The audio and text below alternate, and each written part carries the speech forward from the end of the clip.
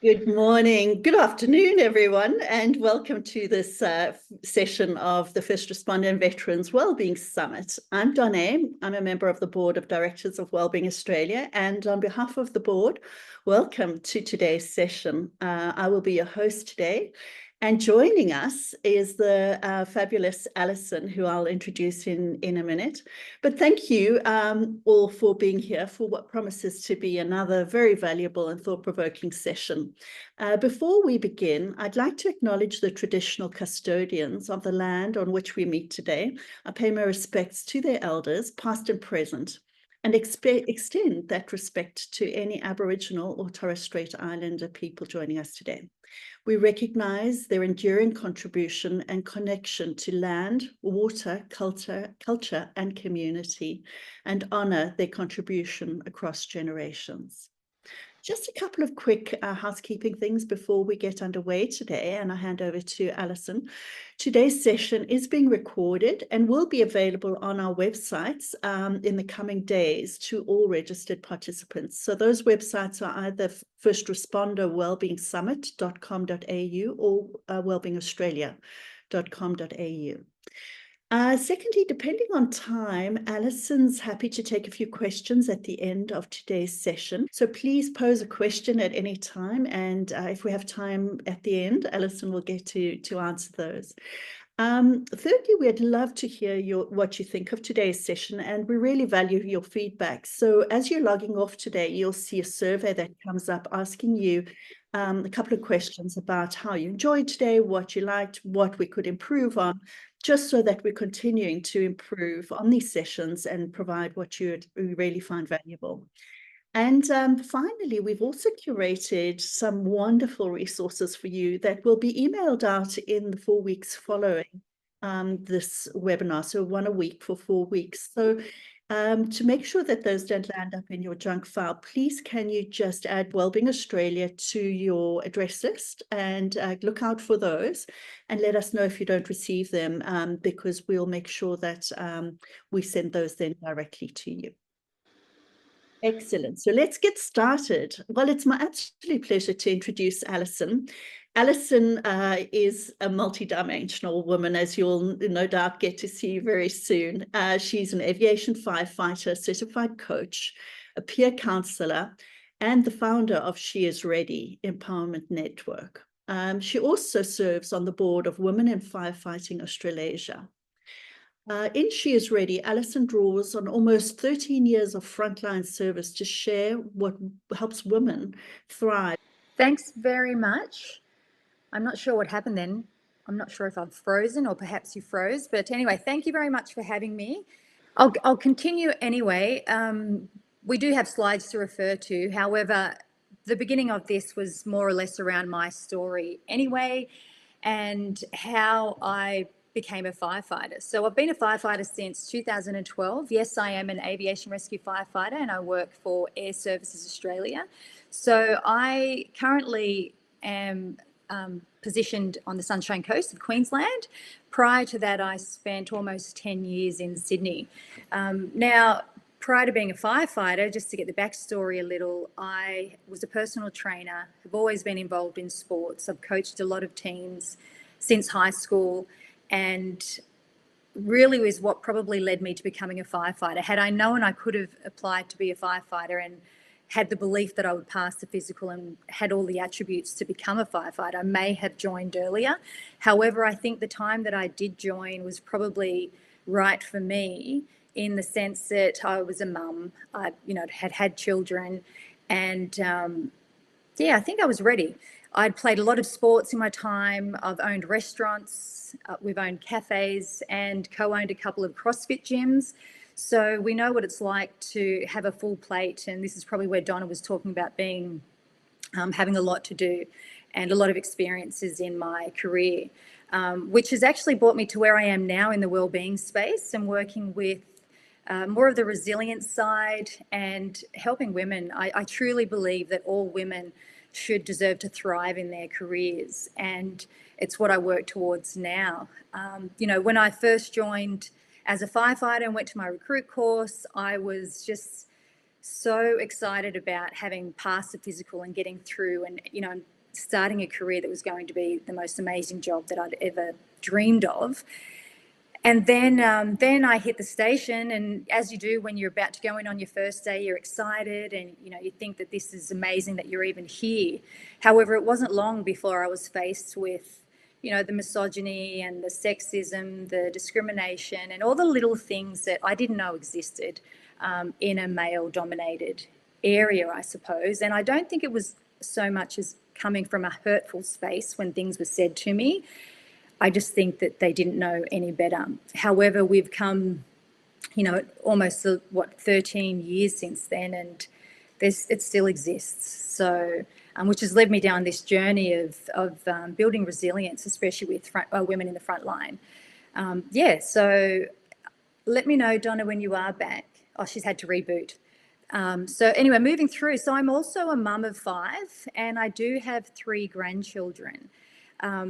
So another important thing about being a firefighter is that whole work-life balance, which I've really loved with my career, is being able to really be there for the kids, you know, and have a rewarding career as well. There's been so many things as a firefighter. I think one of the most important is probably the biggest rewarding thing for me is probably saving a life. You know, there's nothing like it than when you know you've actually done your best and the person that you've potentially, you know, or you've performed CPR on survives, or, you know, maybe you've done everything you can. It's not always the case, but there's nothing better than saving a life, in my opinion. So even with all the ups and downs that you have throughout your career, that's definitely a highlight, which quite often we're never really acknowledged for, but that feeling that you get when you have actually done something to help another human is, absolutely amazing. So again, my story around building resilience and how I came to where I am now was being faced with a lot of challenges throughout my career, whether it be transitioning through all the different times and thinking that I was alone quite often and not really knowing who to turn to when I needed the support. Back in 2014, I was fortunate to have been sent along with a co-worker to Women in Firefighting Australasia conference, which was held in Canberra. And it's actually where I met most of the people who have really, I've lent on to keep me going forward. And that can look different for everyone. But for me, that meeting in 2014, going to that conference and connecting with other women who had either paved a path for us and they were doing the things that you never thought you could do, really changed my perspective. It's probably what has kept me in my career for as long as I've been. There may have been times where I could have actually probably left on a number of occasions, but thanks to the WAFA conference that I attended in 2014, I still am really close friends with a lot of the people that I met at that conference, and the conference itself was life-changing. So thanks. I can see that, Donna, you have the slides back up. Interesting, this photo that I have on there too. I had a little giggle because I've never actually used the photo before, because I look at it and kind of laugh because it's a great photo, but to me it's not actually what my career has been about, saving kittens from fires and blazing fires, as what we have here. But anyway, I thought I'd use the picture because it'd give me an opportunity to post it somewhere, because I've never used it before. So as you can see there, now that I'm looking at it, I have been a firefighter since 2012, personal trainer. I'm now a trauma coach and a root cause therapist. And I have started my own empowerment network, which is the She Is Ready Empowerment Network. Thanks. Next slide. We have skipped through. I have been continuing to talk. Just based, there's my family, my 5 kids with my husband and mum. There's my 3 grandchildren.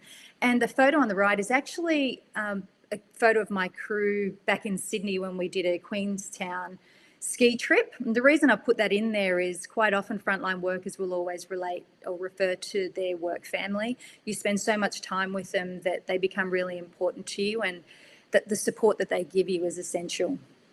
Thank you. Next slide. And this picture is actually from the 2014 conference in Canberra, and there are a number of people in this photo who I still, liaise with and talk to quite often on a regular basis, and they have been really important in shaping my career. And like I said, even continuing to keep me in the job. Next. So talking about women in firefighting Australasia and what it is, and for me, it really has been connection. It's so much more than that, but to me, connection has been really paramount in keeping me focused and keeping me going forward. And this quote here from Brene Brown says it really well. The energy that exists between people when they feel seen, heard, and valued, when they can give and receive without judgment, and when they derive sustenance and strength from the relationship is everything that Women in Firefighting Australasia has meant to me, with the connections that I've had with other people. Thank you. So which brings me to leading through life and career transitions. I do have a couple of questions that I'd like you to actually think about. For example, what's one transition you've gone through, personal or professional, that shaped who you are today? And what support do you wish you had during a past transition? Just things to think about. A couple of the transitions that I suppose we hear from a lot of women in particular in the job is, finding out that you're pregnant and then they don't know what to do. But not only do they not know what to do, their fire commanders or senior management don't know what to do either.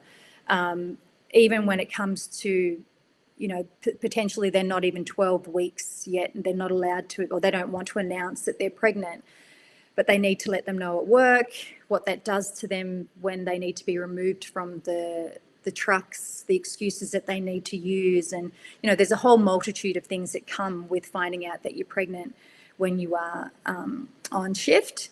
Another one is, just becoming a new mum or having another child and how that impacts your home life. So, things need to change. You might transition from working with your crew on shift work, and then you change to having to do day work where you might now be doing Monday to Friday. And for me in particular, when I had to go to day work, I then had to find childcare for the children that were in school, which really affected the way that I worked as well. And it was a really unknown territory, and no one really knew what to do when I was at work. And it seems to be, we have a lot of policies in place across most of the organisations. However, as a person, you can feel so alone and so isolated when nobody else knows what to do either. Whether it's finding meaningful work or something to do when you are at station, as we know that when you're on station life, there may not be meaningful work for you there when you are pregnant and doing Monday to Friday instead of on shift with your crew. And me in particular now too is, being perimenopausal or menopausal, they're transitions that we go through as women. However, there are other transitions that we go through, whether it's stepping into leadership roles and, stepping up and feeling isolated again. And going back to Women in Firefighting Australasia, for me, it's one of those places where you can reach out to women from across all different organisations. You can reach out to them and find out what they're doing. And you have just such a wealth of knowledge and support that it can actually make a big difference when you are transitioning through certain, parts of your career. Can I get the next slide as well, please? So for women in frontline services, the stakes often do feel higher, and what helps most is clarity, courage, and community.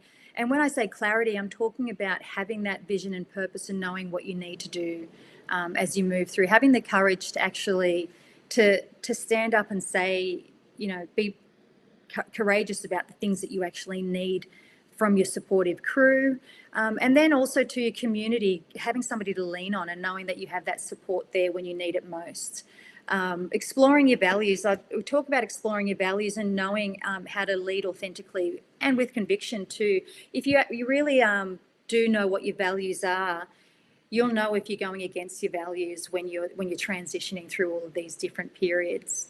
We talk more about this in a number of the courses that we deliver. Because as you know, we thrive when we understand our values. We feel confident making bold decisions and have others who believe in us, even when we're uncertain. Leadership in particular isn't about having all the answers. It's about moving forward with intention, even in uncertainty. And again, it's our community and our support group who will actually, help us rise up and really believe in ourselves. Transitions definitely don't need to be faced alone. Quite often you can feel isolated when you don't have the support. We have a number of women who are the only females on their stations who can quite often be the first person to transition through different things, whether it be pregnant or not. And they could be the first time in that particular station. However, by staying connected to community, you can actually reach out and find out that there are women who have been through certain things that you've been through. So community and connection is really important. Knowing your purpose, planning for it, because quite often planning, you may not know what to expect. So being able to lean on your community again and, knowing that those people make all the difference. So again, think of the last big transition that you faced and what helped you through it, or what did you wish you have? So how to overcome self-doubt and build resilience? Again, other questions for you to think about. What does your inner critic say to you? And would you ever say it to a friend? What would change for you if you believe that self-doubt doesn't mean stop? It just means stretch. When you think of the word resilience, who comes to mind and why? So I work with so many incredible women, strong, skilled, highly trained, and yet the things I hear most often is, I'm not sure I'm good enough. Does that sound familiar? It's actually something I've said quite often. Self-doubt doesn't mean you're weak. It means you care. But when you let it run the show, we stop applying, stop speaking, and stop leading.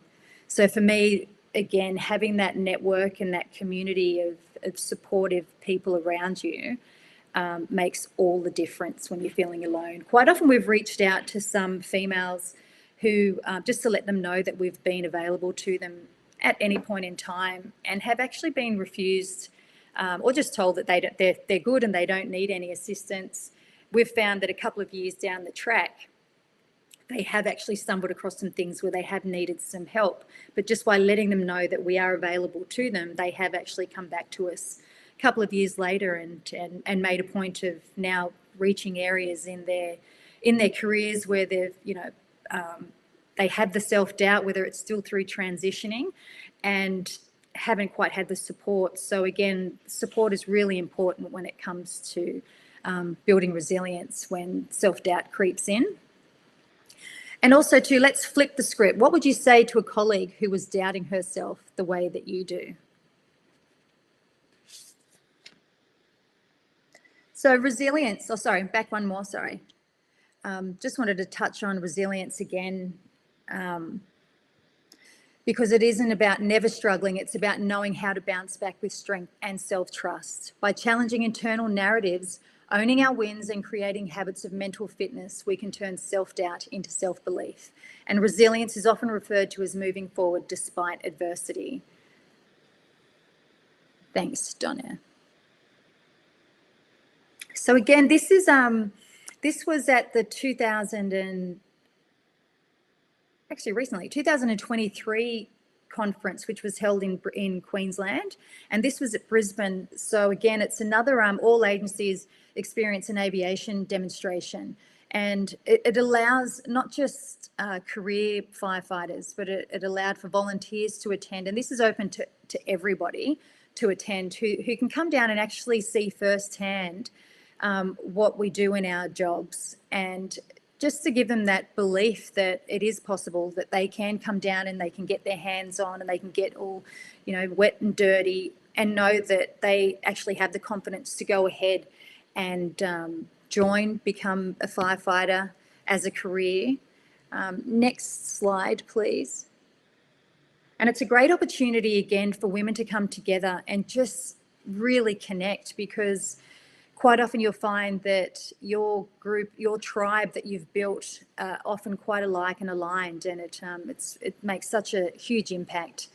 So this here as well is at the same Queensland Hot Fire exhibition, and you can see people having an opportunity there to, you know, with CFBT training, or you can see in the picture on the right, they're out there actually holding the hoses and extinguishing the fires. So again, hands-on experience that is, it's amazing. It's an amazing opportunity for everyone to attend, and an opportunity for you to catch up with friends again. So these photos here, I've got how to move through career and life transitions with confidence still. For me, what's really important is being a personal trainer throughout my life has really shown me that when you're training for something, you can either, you know, reach your peak fitness, and you can plan to get there. The same thing is said for mental fitness as well. And if you have an awareness around what it is when you are at your peak, when your mental fitness is, you know, traveling really well, and all the things that actually contribute to creating great mental fitness.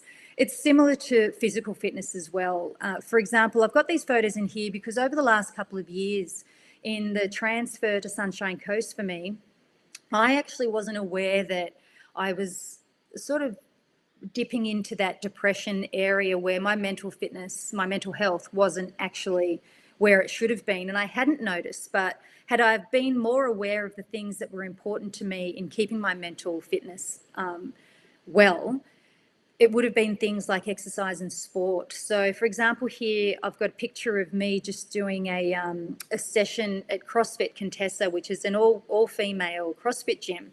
As mentioned, we have co-owned a couple of CrossFit gyms ourselves, my husband and I.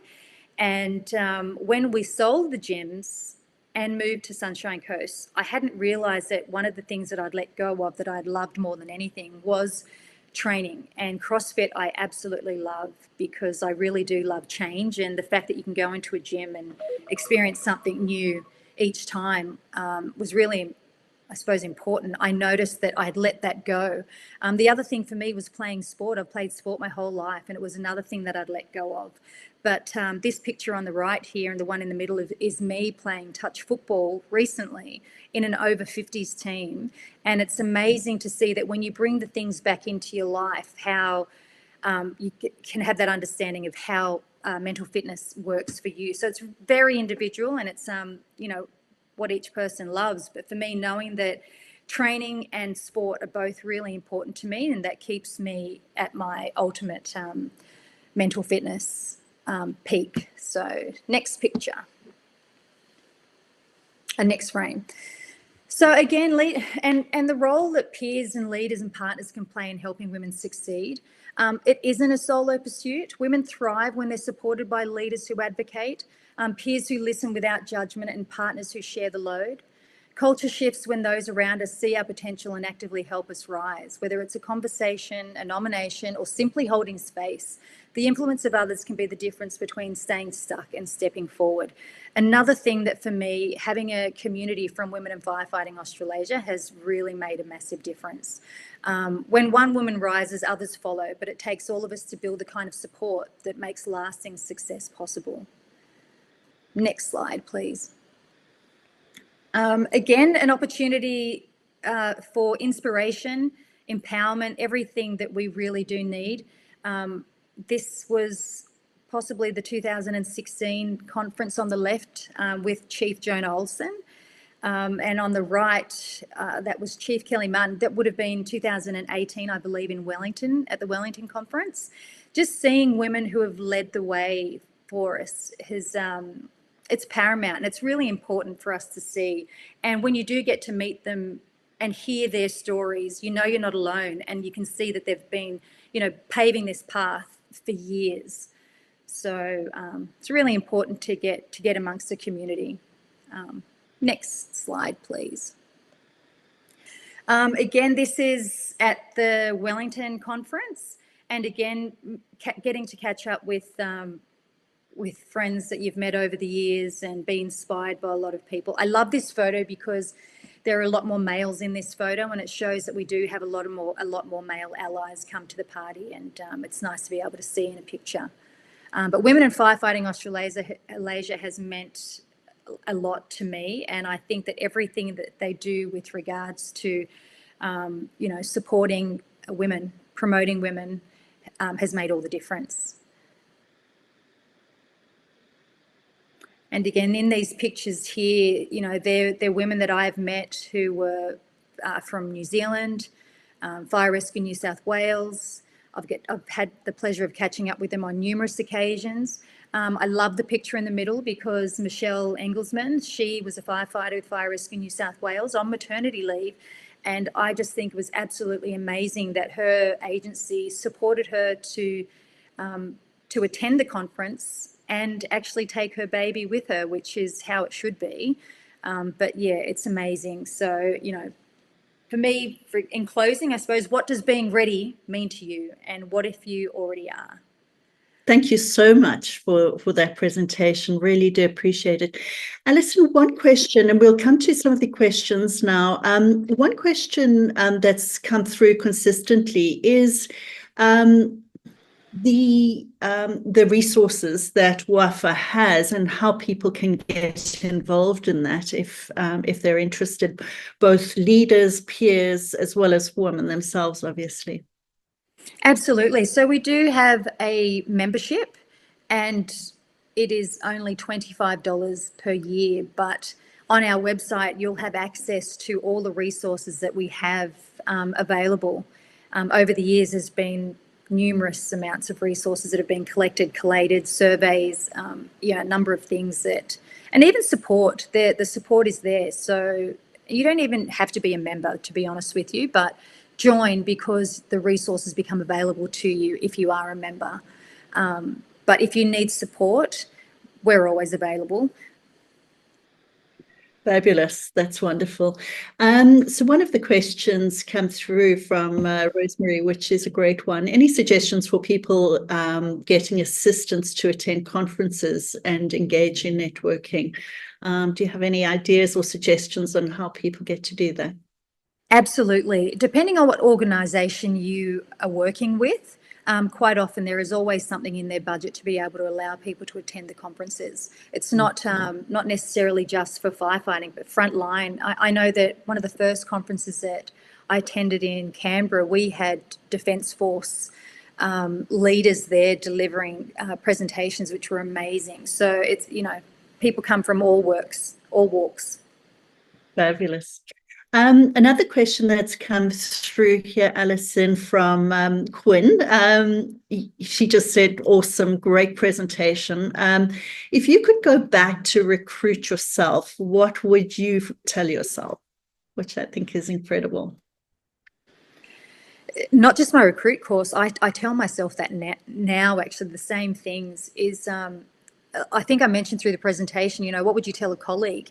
Mine is what I tell my daughters. I have 2 daughters, and I would not want them to go through half of what I've experienced in my career. So for me, it's definitely get that connection. You need that tribe around you. And even if it's just not even women who are actually in the service, even if it's your friends, and it doesn't have to be your colleagues, but you need those trusted women in your corner who can actually come to your aid when you have that self-doubt. Because for me, I let go of pressing forward when I was, met with misogyny or whatever it was through fear, really. Whereas now I'd say, stand up for yourself. And let them know that it's not okay. Absolutely. Yeah, it's so difficult at the time sometimes to have the confidence to speak up and say that's not okay. But I guess that's what you were talking about, the preparation, is how do you actually, in a sense, almost put yourself through those situations mentally and prepare yourself for how you're going to respond and how to stand up and how to speak more kindly to yourself. Another question that's come through, just before I move to that, there was a note to say that from Rosemary as well, to remind us that women in leadership do often offer scholarships as well. Yes, they do. Absolutely. which is a great reminder that there are lots of resources, I think, to support us. How can male colleagues and supervisors be better allies in supporting the success of women, especially those in frontline roles? For me personally, I think it's actually listening to us. So when they want to be an ally, listen to what we're saying and support. That way, when they do move forward and they are actually, trying to raise you up, it's genuine. Yeah. I think it really helps when you do feel listened, heard, and valued. It makes a massive difference. And we get too many men who just think, well, not too many, but often a lot of men think they're doing the right thing, but they haven't actually listened to what our needs quite actually, might be.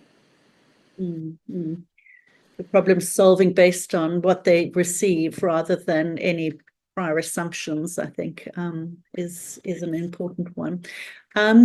And another question I have here for you, Alison, is what's the one mindset or belief that's really helped you stay grounded through all your transitions in life? And it looks like you've had many. I'm actually quite competitive by nature. However, winning isn't everything. Actually, that doesn't even make sense, does it? But for me, it's that challenge. The minute I'm met with a challenge, and especially if I know it's ill-intended, I tend to want to fight for the right thing. So I will always move forward if I know that it's the right thing to do. Wonderful. Well, thank you so much, Alison, for sharing your experiences, your story, your wisdom, both personally and also as a member of the board of the Women in Firefighting Australasia. We really do appreciate your time here today. And thank you all to you for joining us. And hopefully you got some really valuable information out of this session. Before we close, we do want to remind you that if anything raised today has brought up any difficult feelings, please know that you're not alone and support is available. At the end, I'll leave a slide on the screen for a few moments with some support services. Well, on behalf of the team, thank you again for being part of the First Responder and Veteran Wellbeing Summit of 2025, and we look forward to seeing you in the next session. Thank you so much.